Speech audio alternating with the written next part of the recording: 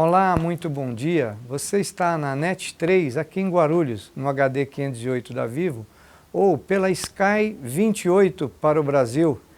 Seja muito bem-vinda, seja muito bem-vindo. Esse é o programa Visão Sistêmica. Eu sou o Genésio Lopes Mendes e esse é o programa que visa divulgar as constelações familiares do nosso grande Bert Hellinger.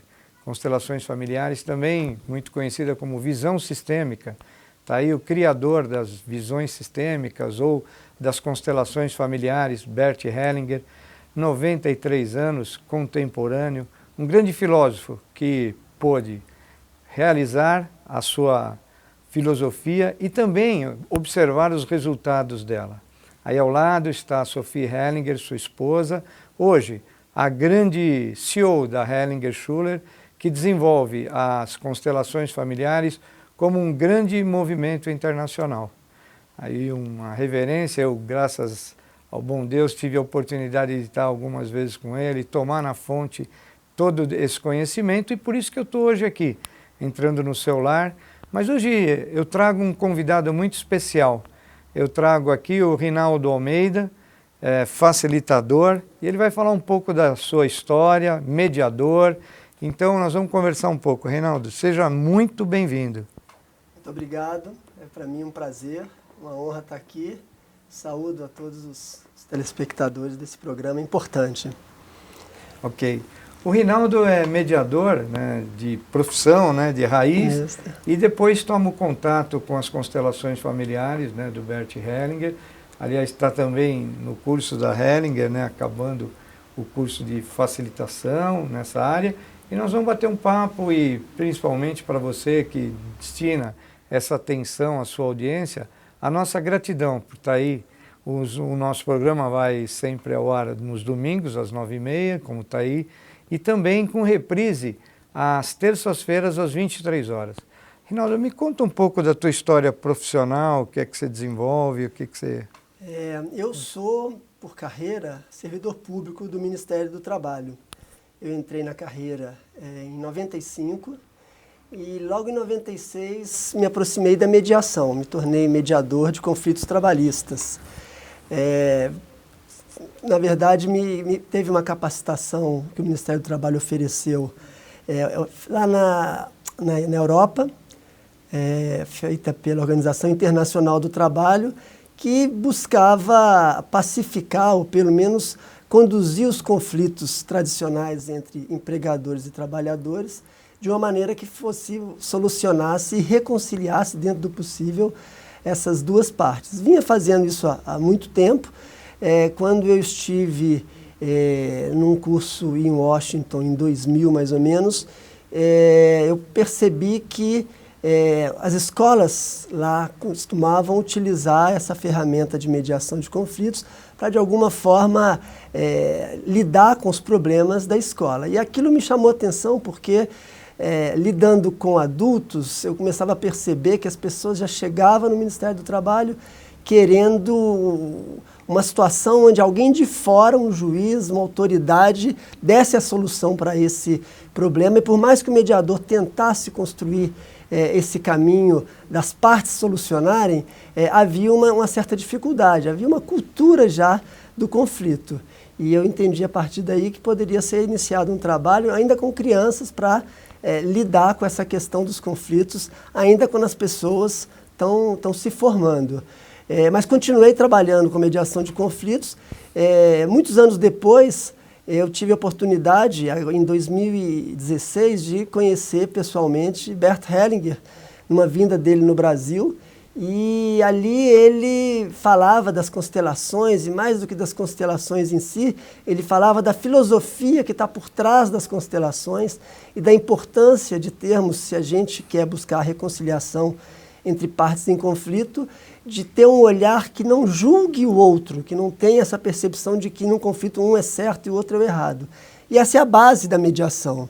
A partir de então eu me aproximei da constelação, tenho feito formação lá com a Hellinger Schuller, eles têm uma formação de 3 anos e alguns meses aqui no Brasil, e eu tenho já há algum tempo feito um trabalho voluntário em escolas públicas do Rio, onde a gente trabalha a questão da mediação de conflitos juntamente com essa filosofia por trás das constelações familiares. Eu não faço constelação nas escolas, não me parece adequado, porque as crianças estão ali, mas os responsáveis por elas são seus pais, mas a gente usa essa filosofia e a filosofia da mediação de conflitos para ajudar os professores, que são profissionais que estão muitas vezes sobre uma pressão enorme, e aí eu acho que esse é o motivo da minha vinda aqui. Pô, que bacana, né? Bom, e eu vou apresentar também aqui, o Pércio deve ter uma foto do livro, né? O livro Mediações Sistêmicas na Escola, ele vai colocar no ar. Aliás, gratidão pela mesa hoje, né? O Pércio está na técnica, gratidão a toda a família da TV Guarulhos, né? O Fernando Mauro, nosso presidente, a todo mundo que faz essa televisão que leva até você, a televisão comunitária, questões de interesse comum. Está aí o livro Mediações Sistêmicas nas Escolas, que o Rinaldo vai falar um pouquinho. Como é que você chega nesse livro, Rinaldo? Como é que veio essa inspiração para esse livro? Pois então, alguns 4 anos atrás, eu pensei de escrever um livro abordando esse olhar da mediação que eu faço desde 95 no universo das escolas. Aí, fruto daquela pós-graduação que eu havia feito anteriormente. Quando o livro estava praticamente pronto, eu falei, não, mas antes disso eu quero aplicar isso na prática, porque eu quero que o livro seja algo que possa estar a serviço dos professores. E aí eu me aproximei de uma instituição chamada Projeto Girassol, que no Rio de Janeiro atua há mais de 20 anos oferecendo atendimento psicanalítico para crianças de escolas públicas, e me ofereci voluntariamente para fazer trabalhos com grupos. Aí já vai uma característica particular dessa aplicação de mediação de conflitos, da forma como eu trabalho nas escolas. Quando a gente pensa em mediação de conflitos, tradicionalmente a gente pensa num brigão, num que apanhou e num terceiro mediador que resolve aquele conflito. Essa é a função tradicional do mediador. Só que eu comecei a me dar conta que muitas vezes quando esse mediador, quando entra nessa situação, ele já entra num conflito estabelecido onde as partes já estão muito defensivas. Então, o que eu tenho feito nas escolas é uma mediação coletiva. Está uma briga muito forte, que o menino bateu muito forte naquela criança, eu até converso, e a escola me pede que ajude naquela situação, eu até faço uma conversa em particular com o que bateu, eu faço uma conversa particular com o que apanhou, mas mais do que tudo, eu faço uma mediação coletiva. Eu coloco essas crianças em roda, sem falar especificamente daquele conflito em si, mas eu começo a trabalhar o conceito de que o que é um conflito. Então a gente faz um teatrinho com as crianças, onde muitas vezes eu trabalho com uma assistente, ela está lá fingindo que está lendo um livro, eu vou lá e dou uma cutucada nela, ela faz uma cara feia. Eu vou lá e empurro ela de novo, ela faz uma cara mais feia e me ameaça de bater. Aí eu implico com ela de novo pela terceira vez e ela finge que me dá um soco e eu caio no chão, as crianças riem. Aí a gente volta para a roda e pergunta para as crianças, quem é culpado? As crianças todas, foi ela que te bateu. Aí eu pergunto, mas foi só ela? Aí as perguntas, é verdade, você também implicou com ela. Aí eu falo assim, e se ao invés de implicar, eu chamei ela daquele nome que ela detesta? E todo mundo na sala chama ela desse nome. Então todo mundo tem um pouco de culpa nesse conflito. Então a gente trabalha com a mediação coletiva, porque aí ao invés de você ir para fazer uma questão pontual naquele conflito, você pega um conflito para servir de discussão e criar ali uma prevenção para que conflitos como aqueles não se repitam. Essa é um pouco a abordagem inicial de como a gente trabalha. Essa consciência é fantástica, né? A gente tem aqui o nosso projeto também no Lar Irmã Celeste, aqui de Guarulhos, e o qual a gente também abre essas questões para ver o que está atrás, né? Que nós vimos comentando sobre complexidade. Então, por muitas vezes, se você, telespectador, tem um caso de conflito do seu filho na escola ou até no seu trabalho mesmo, é interessante olhar para todas as partes, como elas também estão localizadas e quais as pressões que elas sofrem e a falta de consciência. Basicamente, se nós tomarmos consciência em que não existe só vítima, só perpetrador ou só acusador, não. Existem todos os lados do conflito. e você trabalhar. A primeira coisa, trabalhando na visão sistêmica, a gente sabe como é que você inclui isso, ou seja, você não exclui nada, na visão sistêmica tudo faz parte. Depois, como é que você coloca a ordem, né, do início, quem começou, quem não começou, e como é que depois no final você equilibra a troca. Então essas dinâmicas são dinâmicas extremamente saudáveis que levam consciência aos sistemas, não é isso, Rinaldo? Exatamente. É essa percepção das constelações de que nós não somos isolados, né? Nós fazemos parte de um sistema, a gente chega no mundo, num país, numa comunidade, numa cidade, cada um desses é um sistema, mas mais do que nunca nós chegamos numa família, e aquela família, aquele pai, aquela mãe, eles são o nosso sistema principal, e para essas crianças, trabalhar dessa maneira, trazer isso para a mediação, tem um resultado fantástico, porque qual é a tradição? Aquela criança que bateu muito forte no coleguinha, a própria professora leva para a direção e a direção já ameaça de expulsar. Aí chama os pais, muitas vezes eles já têm um olhar de que esse pai e essa mãe é responsável por isso, porque na casa deles talvez é assim que se resolvam os conflitos. E a gente nessa roda, nessa mediação coletiva, a gente primeiro deixa claro para as crianças que dentro da casa delas pode ter uma maneira de resolver os conflitos, dentro da escola tem uma outra maneira de resolver os conflitos. Não tem uma que é certa e outra que é errada. Isso. A forma como os pais deles definem a solução dos conflitos em casa é a forma certa, porque aqueles são os pais certos daquela criança, são os únicos pais. Agora, na medida que a criança pisa da porta da escola para dentro, muda o sistema. Dentro daquela escola, se bateu forte, tem que compensar. E aí começamos a discutir com as crianças nessa roda, a partir dessa primeira abordagem de que, bom, se ninguém é só um responsável, é um fato importante, mas o fato de todo mundo ser responsável não justifica que você dê um soco na cara do seu colega. Exatamente. Então a gente, com as crianças em roda, passa muitas vezes a uma segunda etapa de aprofundamento do conflito, que é discutir coletivamente com as crianças, primeiro escrevendo num quadro que vai ficar fixado na sala. Nós vamos, inclusive, eu até vou pedir para o Pércio colocar algum desses quadros para você explicar o passo a passo da mediação. Tem um das implicâncias que talvez seria colocar, interessante. Ele vai colocar no ar essas fotos, que é muito interessante. Foto, olha lá. Que na verdade, ali tem a foto da roda, né? E por que a roda? Na roda, tradicionalmente, as crianças estão alinhadas olhando para o quadro e estão de costas para os teus colegas. A gente leva eles normalmente para essa roda para uma outra sala, a gente olha, coloca eles em roda, a gente coloca eles na ordem de idade, do mais novo para o mais velho. Aí tem uma foto dessa dinâmica que nós fizemos, né? Quem é o culpado? Né? Essa brincadeira de quem é o culpado. Mas é interessante a gente pensar que quando a gente leva eles para outro ambiente que não a sala de aula e coloca eles em roda, por que em roda? A gente pergunta para eles. E depois eles comentam lá, né, o que eles acham e a gente explica. Porque na roda todo mundo pode ser visto. Estamos falando da lei sistêmica do pertencimento. Né? Cada um de nós na escola é diferente do outro. Quando você está na família, você tem lá todo mundo funcionando da forma como papai e mamãe mandam. Você vai para a escola, você muda totalmente. Você vai para um outro ambiente, você convive com 30, 40 crianças de outras famílias, e ali você começa a entender, olhando para aquelas crianças, de frente para elas, que por mais que elas são diferentes umas das outras, todas elas têm que fazer parte, ser vistas e serem aceitas da forma como são.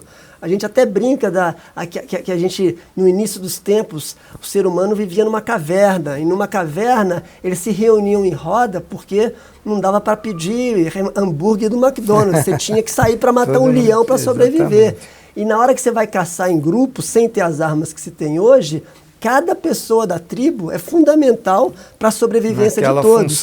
Então, só de botar na roda, a gente já começa a trabalhar uma lei, né? E botar as crianças na ordem de idade é o lugar certo sistemicamente, deles, é o lugar na ordem certa, você tem a ordem de chegada, você também dá hierarquia e respeito, que é a segunda lei do Bert Helling. E a terceira lei da compensação, como é que é essa compensação mais nitidamente? Isso. A gente, então, na medida que primeiro descobre junto com as crianças, porque a mediação tem isso, você não só fala, você constrói o conhecimento com a participação delas. Aquilo tem uma outra força. Isso que é importante. Então você, depois de falar que ninguém não tem só o culpado, a gente fala que, mas apesar disso não pode bater, e vamos então, junto com as crianças, listar no quadro quais são as situações que elas se sentem incomodadas quando o coleguinha implica.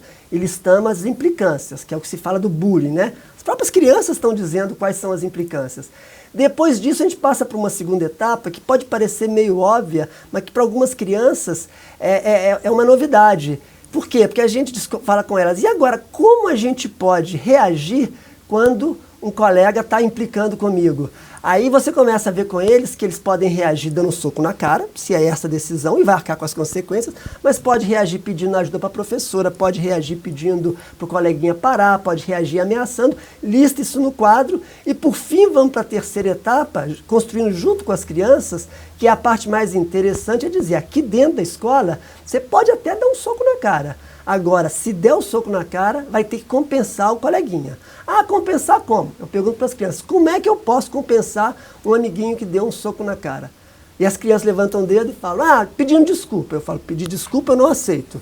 Porque eu já bati na cara do colega. Eu ainda vou pedir para ele, ele fazer alguma coisa. Não, pedir desculpa não vale. E aí a gente começa a construir com a criança as possibilidades. Ela pode fazer um bilhete dizendo que lamenta o que aconteceu. Isso. Ela pode fazer um desenho. E aí começa a surgir situações muito interessantes que a criança pode pegar a figurinha do álbum que gosta. A gente vai construindo junto, que o importante é que quem decide, no final das contas, qual vai ser essa compensação é a vítima.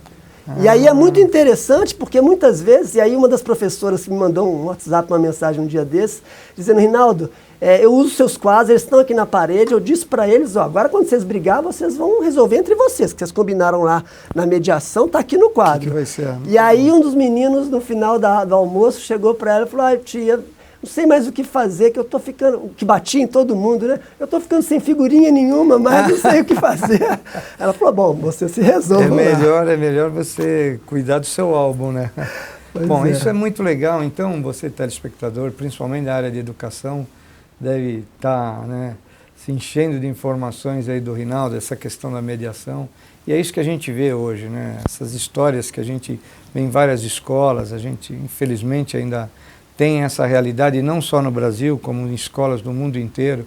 Então, o nosso convite é esse, que você tenha aí, procure, Como é que te acha na rede social, Rinaldo? Eu tenho uma página chamada Mediações Sistêmicas, na verdade é um perfil do Facebook, que eu, pelo menos uma vez na semana, eu tento fazer um breve relato de uma situação. O livro, talvez valha a pena também explicar do livro, O livro, ele é fruto das conversas que nós tivemos com os professores inicialmente. Quando eu cheguei nessa escola, para me oferecer, a escola falou, olha, a gente faz trabalho, a gente tem um problema que os professores estão todos adoecendo e eles querem ser atendidos pelos psicanalistas. Os psicanalistas só atendem as crianças. Você faz uma roda com eles? Aí eu falei, vamos fazer uma roda para a gente conversar. Aí fizemos uma, no final dessa roda, os próprios professores pediram uma segunda, fizemos 8 encontros. E ali, de início, a gente foi trazendo as leis sistêmicas, mas foi mostrando também que os próprios professores, se eles criarem esse hábito de se reunirem para cada um trazer os seus problemas e as soluções que eles mesmos já estão dando, o grupo sai fortalecido com isso. Então o livro retrata um pouco desses 8 encontros entre professores, e a partir da conversa com os professores é que nós começamos a atuar com as crianças. Tem 2 estudos de caso de crianças, e é um ponto de partida, assim, onde a gente fala que é muito mais... Eu reconheço muito o papel do professor, porque eu chego lá, faço uma oficina de 1 hora, saio, mas nada mais do que o professor que está ali dentro da sala de aula, de 7h30 da manhã até as 2h30, com 40 alunos, só cobrança, não pode ter reprovação, não pode ter briga, não pode... Só olham para as crianças e o professor não tem ninguém que esteja ao lado dele. Então nós vamos, por exemplo, falar mais, a gente traz os pais das crianças, aí tem toda a abordagem sistêmica, de além dessa questão da mediação dos conflitos, a gente trazer simbolicamente os pais para dentro da sala de aula. E aí, com os pais dentro da sala de aula, a gente traz uma companhia para esse professor que está ali dentro da sala de aula com uma pressão enorme e muitas vezes solitário. Então a gente tem todo um trabalho de simbolicamente trazer os desenhos desses pais, fotos desses pais, e isso colabora muito com o próprio fortalecimento dos professores. Então, e a mediação, e não só a mediação, né, óbvio que está inclusa dentro da visão sistêmica, ela traz para o professor uma ferramenta de apoio muito forte, né? Nós tivemos agora, essa semana, a notícia de que o Butão acaba de fazer uma modificação nos níveis salariais, tornando o professor do Butão o profissional mais bem pago dentro do país, né? Eles exigem que o maior salário seja o salário do professor. A gente sabe o quanto a única possibilidade que nós temos de mudar a realidade do país, a realidade, não a realidade econômica, mas a realidade de qualidade de vida de um país vai estar baseada em cima dos professores. E quanto maior o número de ferramentas para esses heróis, né, da educação, principalmente no Brasil, por várias questões que a gente sabe, de estrutura, mas isso está mudando e a gente luta, e pessoas como você traz essa esperança, pessoas como também a equipe que trabalha no Lar Irmã Celeste, eu trabalho com as linhas de mediação e visão sistêmica, porque vai sempre enxergar o aluno como um todo, como o princípio de tudo, né? Essa é a história. O aluno volta a ser o foco da questão, o aluno volta a ser a estrutura, mas eu quero aprofundar um pouquinho aqui, né, da nossa conversa.